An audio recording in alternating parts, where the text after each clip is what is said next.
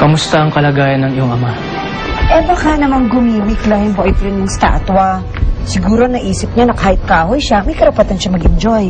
Ma, hindi ako nakikipagbiruan sa'yo. Lucio, ano nang balita? Nakita mo ba yung boyfriend ko?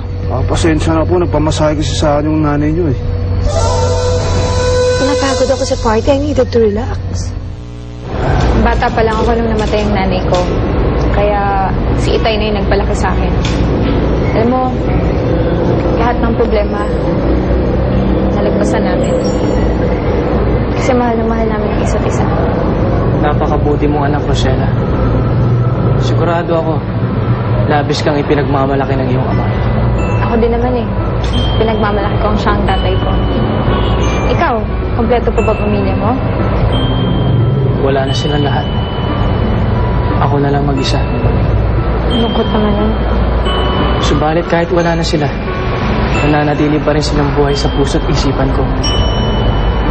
Wala akong ibang kapatid, kaya labis akong inalagaan ng aking ina. Si ama naman, napakalaki ng respeto ko sa kanya at sobrang hinahangaan ko siya. Mahal na mahal ko yun. Pero nagalit siya ng husto sa akin. Bakit siya nagalit sa'yo? Nakita niyo bang lumabas yung boyfriend ko? Eh ma'am, sinabi ko na po kay Sir Lucio na hindi ko po kilala ang boyfriend niyo. Stupido, wala kang silbi! Pero ma'am, nakita ko po lumabas si Rosella. Sinundan po siya ng isang lalaki. Guwapo, moreno, matipuno ang katawan. Siya nga yun. Pero bakit kasama niya si Rosella? At saan sila nagpunta? Isa lang laging pinupuntahan ni Rosella. Sigurado ko, nandun siya dun sa tatay mo sa ospital.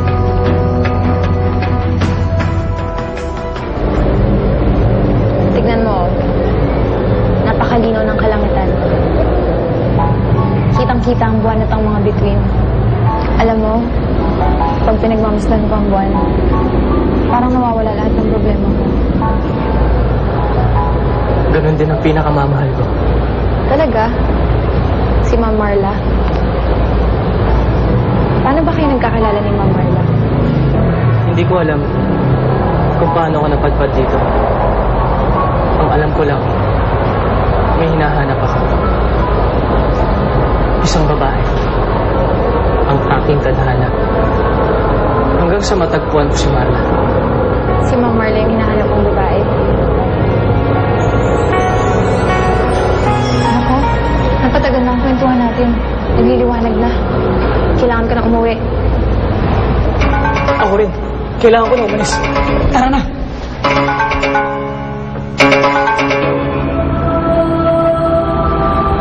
Marla, will you please relax? Paano ko magre-relax? Huwag ako maganaw, oh. Saka hindi pwedeng malaman ni Rosella ang lili ni Machete. Pero tsaka wala na bang bibilis yan? Ay, kabayo! Ano ba? Tahan-tahan nga! Kailangan natin makabalik ng bahay bago pa sumikat ang araw. Ako sigurado pag hindi natin papagalitan na naman ako ni Ma'am Marla. Baka kasi isipin na sinama kita dito eh. Makapag-awayin pa to, pasensya ka na. Hindi ka dapat humingi ng tawad. Ako ang nagpumilit na sumama sa iyo.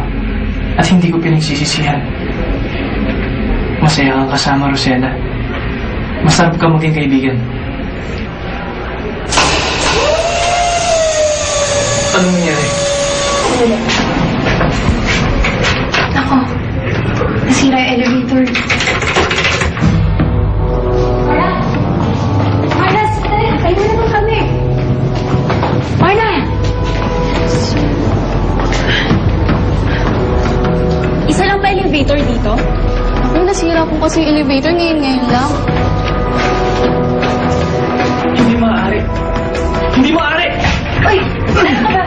Huwag akong gawin yan. Baka lalong masira. Mapapahamak tayo. Wag! Kailangan makauwi tayo bago sumikat ang araw. Kailangan makauwi tayo sa bahay. Huwag mo pakilaman yan. Baka lalong masira yung elevator. Ay!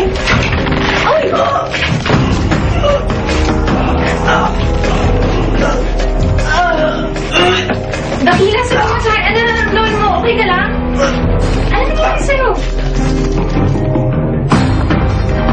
Tagal pa pa ba yan? Ano po ba? Dito lang to. Okay ka lang? Ano ba sa'yo? Hindi mo sa akin. Ano nararamdaman mo?